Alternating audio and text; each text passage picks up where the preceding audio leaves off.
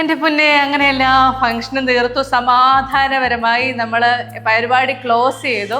ഒരാഴ്ചയായിട്ട് എനിക്ക് ഉറക്കമൊന്നും ഇല്ലായിരുന്നു, ഇതെന്താവും എങ്ങനെയാവും എന്നൊക്കെ ചോദിച്ചിട്ട്. പക്ഷെ ആ സമയത്തൊക്കെ കൂളായിട്ട് ഒന്നുമില്ല ചിന്നു, എന്താ പറയുക, കാമായിരിക്കും, റിലാക്സ്ഡ് ആയിരിക്കും എന്ന് പറഞ്ഞാൽ എൻ്റെ ഡാഡിയാണ് നിങ്ങളെ കാണുന്നത്. ഡാഡി എന്നേക്കാൾ കളർഫുൾ ആയിട്ടുള്ള ഉടുപ്പൊക്കെ ഇട്ടാണ് ഞങ്ങളെ കണ്ടോ. ഞങ്ങളൊക്കെ മറ്റേ ഓഫ് വൈറ്റ് കളറുകളൊക്കെ എടുത്തപ്പോഴത്തേക്കും എൻ്റെ ഡാഡി നമുക്ക് ചുമപ്പെടുത്താലോ നീലെടുത്താലോ എന്നൊക്കെ ചോദിച്ചാൽ അവസാനം ഞങ്ങൾ നീലയിൽ ഫിക്സ് ചെയ്താണ്. ആക്ച്വലി ഫംഗ്ഷൻ ഒക്കെ എങ്ങനെ ഉണ്ടായിരുന്നു? So simple and so grand. അതെ, അതാണ്. അതുവരെ വളരെ ലളിതമായിരുന്നു. വളരെ കുറച്ച് ആളുകളെ വിളിച്ചിരുന്നുള്ളൂ, പക്ഷെ വളരെ ഭംഗിയായിട്ട് വളരെ സന്തോഷകരമായ ഒരു ചടങ്ങായി മാറി.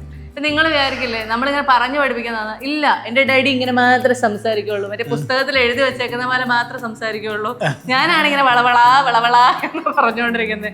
എൻ്റെ അമ്മയും അച്ഛനും ഒക്കെ മറ്റേ സാമൂഹ്യ പ്രവർത്തകരായതുകൊണ്ട് ഇവരൊക്കെ അച്ചടിച്ച ഭാഷയിൽ മാത്രം സംസാരിക്കുന്ന ആൾക്കാരാണ്.